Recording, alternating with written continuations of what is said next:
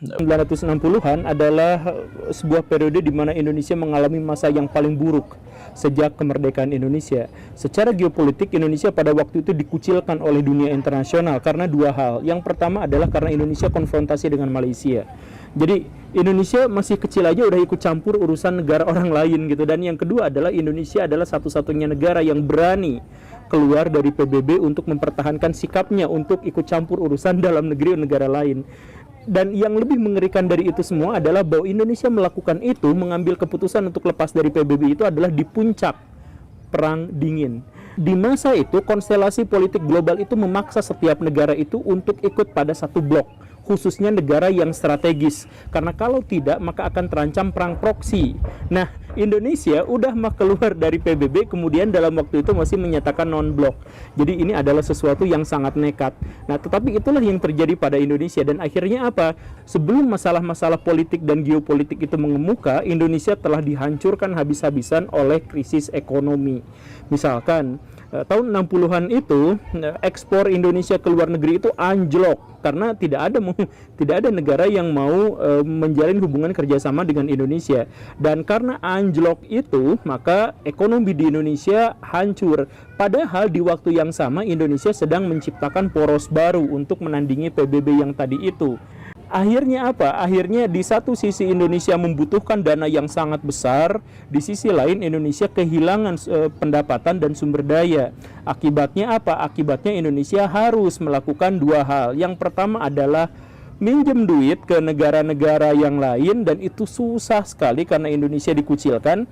Yang mau minjemin duit paling-paling cuma Cina gitu ya, Korea Utara, Amerika Serikat mau minjemin duit nggak Indonesianya yang nolak gitu, Soviet ngasih pinjam ke kita. Tapi kan negara-negara yang meminjamkan uang kepada kita itu adalah negara-negara yang kepepet juga pada waktu itu. Nah, jadi tentu saja itu tidak cukup untuk membangun mahakarya-mahakarya yang kita lihat sekarang. Gelora Bung Karno misalkan ya, Monas, kemudian gedung DPR, MPR dan sebagainya, itu kan dibangunnya pas masa itu. Nah, karena Indonesia tidak memiliki uang, maka Indonesia mencetak uang. Ini kan yang disarankan sama Pak Mardigu ya. Ya udah cetak uang aja sebesar-besarnya untuk proyek dan lain sebagainya. Dibikinlah memang Monas dan lain sebagainya itu. Dan akhirnya apa? Indonesia makin terjelembab pada masalah ekonomi yang lebih besar. Hyperinflasi. Tahun 1965 itu inflasi Indonesia itu sudah mencapai 650%. Ditambah dengan utang yang sebelum-sebelumnya itu benar-benar menghabisi Indonesia. Pada waktu itu, jangankan bayar utang, bayar bunga utangnya aja pun Indonesia gak sanggup. Itulah kondisi ketika Pak Harto dilantik sebagai Presiden Republik Indonesia. Saya akan skip bagaimana cerita transisinya karena itu adalah peristiwa yang sangat panjang dan sangat rumit dan sudah pernah dibahas di beberapa episode. Tetapi saya ingin jelaskan bahwa Pak Harto memang muncul di kala itu. Coba Baraya beginilah, kondisinya begini ya. Menurut Baraya, apa yang akan Baraya lakukan kalau Baraya jadi presiden dalam kondisi Indonesia pada waktu itu hampir pecah belah dan dalam kondisi dirongrong oleh negara-negara besar yang ada di sekelilingnya. Dan kemudian Indonesia pada waktu itu tidak memiliki sumber daya alam dan tidak memiliki sumber tenaga ahli. Kemudian Indonesia juga punya utang yang sangat melimpah dan Indonesia susah untuk mengekspor ke negara-negara yang lain. Indonesia tidak memiliki infrastruktur apapun pada waktu itu, yang ada pun rusak karena buatan Belanda. Nah, dalam kondisi perang dingin dan Baraya ada di situ sebagai presiden, apa yang harus Baraya lakukan? Pak Harto ternyata melakukan beberapa hal kecil yang ternyata sangat signifikan. Pendekatannya itu sangat sederhana. Menurut Pak Harto, dalam kondisi yang seperti ini, yang harus kita lakukan itu cukup dua hal saja. Yang pertama itu adalah kita harus melakukan pertumbuhan ekonomi. Dan yang kedua adalah bahwa kita harus menjaga stabilitas keamanan. Itu saja aja dulu. Yang lain urusan nanti. Itu aja dulu. Oke, kita lihat yang nomor satu, pertumbuhan ekonomi. Gimana ngebedain pertumbuhan ekonomi kalau kondisinya seperti ini? Kata Pak Harto, yang pertama harus dilakukan itu adalah stabilisasi dulu, kemudian rehabilitasi, baru pertumbuhan ekonomi. Ya gimana caranya? Kan kita nggak punya infrastruktur, kita utang numpuk, nggak ada yang mau minjemin lagi utang sama kita, nggak bisa lagi nyetak uang dan sebagainya, udah bingung. Maka Pak Harto melakukan hal yang sangat strategis, yaitu datangkan negara-negara yang minjemin utang ke Indonesia. Woi, kumpul sini gitu ya. Nah, setelah negara-negara kreditor itu ngumpul semuanya di Indonesia, Pak Harto pidato kepada mereka. Bapak-bapak, ibu-ibu, semua yang ada di sini, Saya mohon maaf ya, jangan berhusnuzon dulu, jangan berbaik sangka dulu bahwa saya mengumpulkan Bapak Ibu di sini itu bukan untuk bayar utang, tapi untuk minta utang yang lebih besar lagi. Adapun utang-utang yang selama ini kemarin-kemarin itu kami pinjam sebagai Indonesia, itu saya minta penangguhan waktu untuk bayar ya sekitar 20-30 tahun lagi lah ke depan baru kami bayar gitu ya.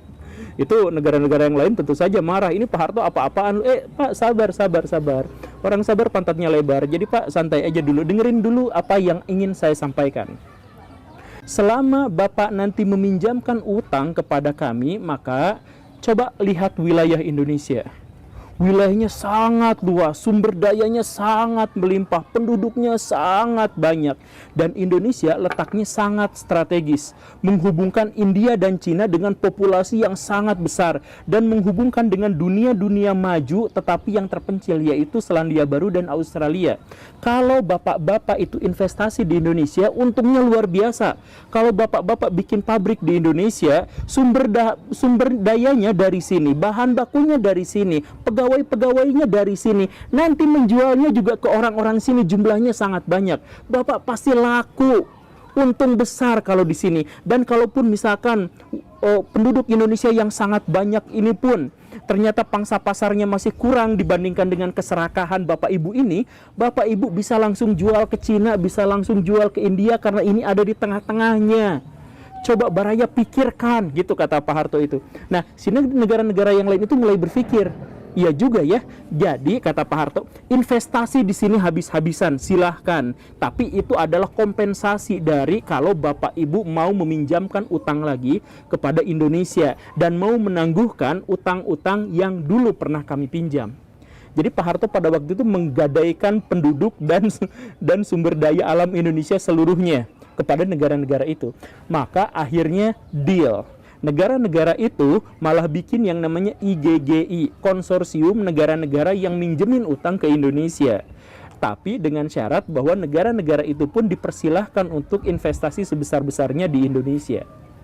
Dapatlah Indonesia utangan yang jauh lebih besar lagi. Tetapi kebijakan Pak Harto itu bukan hanya itu. Dia datang ke Amerika Serikat. Sini sebelumnya gue ucapin terima kasih karena udah ngangkat saya jadi presiden di Indonesia dan menggulingkan Pak Karno. Tapi ginilah intinya mah. Kemarin-kemarin itu kan kami itu blok timur atau dekat ke blok timur. Sekarang saya dekat ke blok barat. Dan saya janji Indonesia itu tidak akan menjadi komunis dan akan memberantas seluruh komunisme, bukan hanya di Indonesia tetapi di sekeliling Indonesia. Termasuk itu Timor Leste yang kecil itu nanti akan kami ubah menjadi negara tidak komunis.